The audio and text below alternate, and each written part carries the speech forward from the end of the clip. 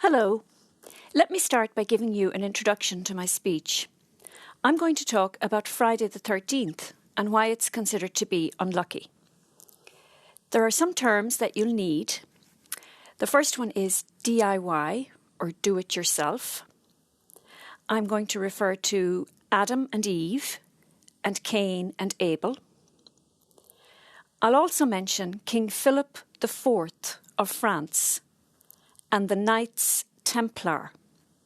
The Knights Templar, but I will explain to you in this speech who they are. I'll mention the Costa Concordia cruise ship. And lastly, I'll mention the Blarney Stone in Ireland. There's a tradition in Ireland that if you kiss the Blarney Stone, you become very eloquent. Those are all the terms you'll need. So now I'll get started.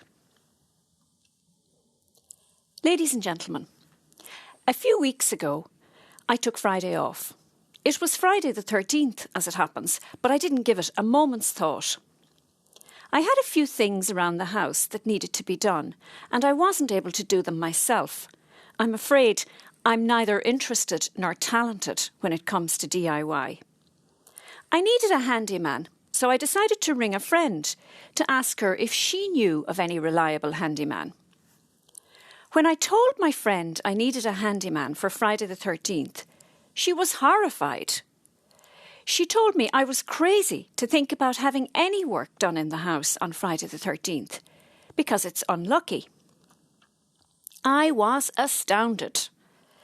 My friend is a sensible, well-educated, logical person. I would never have expected her to be superstitious.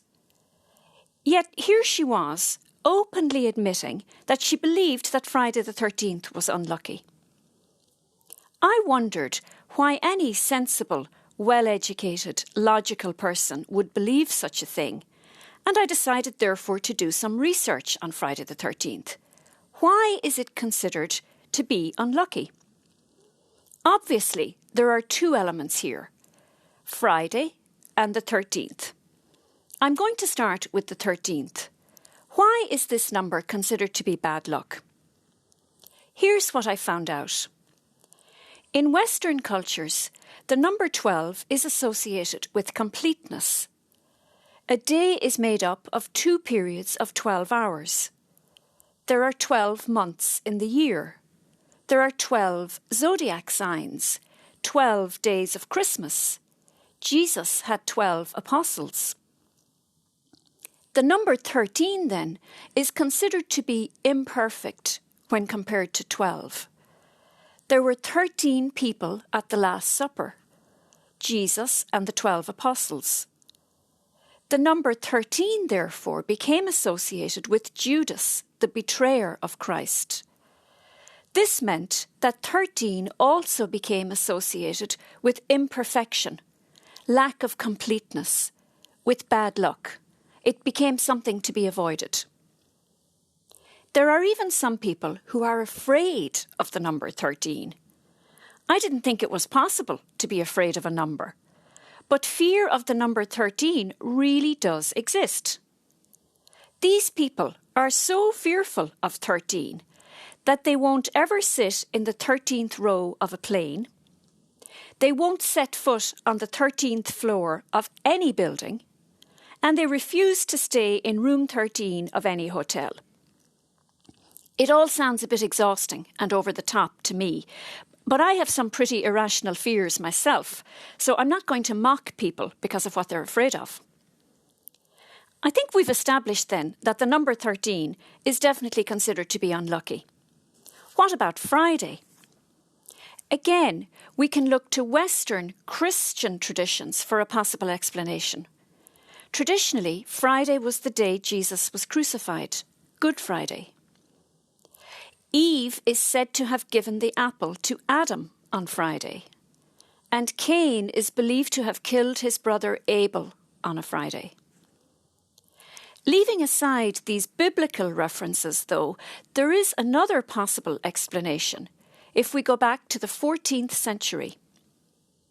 King Philip IV of France arrested hundreds of Knights Templar on Friday the 13th of October, 1307.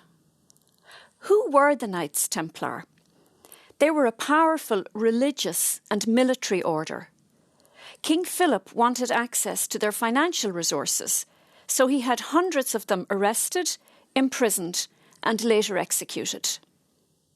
Most explanations of the bad luck associated with Friday the 13th refer to this historical event. So now we know why Friday the 13th is believed to be unlucky. But is there any real basis for this belief? Has anything really bad happened on Friday the 13th in more recent times? Well, yes, bad things have happened on Friday the 13th. Let me give you a few examples. Buckingham Palace was bombed by the Germans on Friday the 13th in 1940. That was in September. In 1970, a cyclone killed more than 300,000 people in Bangladesh. That was in November in 1970, as I said. The Costa Concordia cruise ship crashed off the coast of Italy on Friday the 13th. That was in January 2012, and 30 people were killed in that incident. There's quite a long list of bad things that have happened on Friday the 13th, but I remain unconvinced that it's an unlucky day. I'm pretty sure that if you checked whether bad things happened on other days, you'd get a long list too. Bad things happen all the time. It's just part of life. But back to Friday the 13th. If you believe it's an unlucky day, I have bad news for you.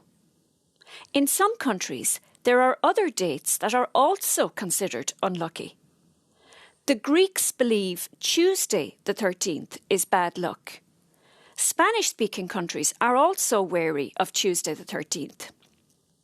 In Italy, it's Friday the 17th that's considered to be unlucky. In case worrying about all these supposedly unlucky dates isn't bad enough, there's a whole list of other indicators of bad luck to watch out for. Breaking a mirror, for example. Walking under a ladder. Opening an umbrella indoors. All in all, there are so many different beliefs about indicators of bad luck. A superstitious person will have difficulty keeping track of them all. So if you are superstitious, allow me to recommend a few things to you.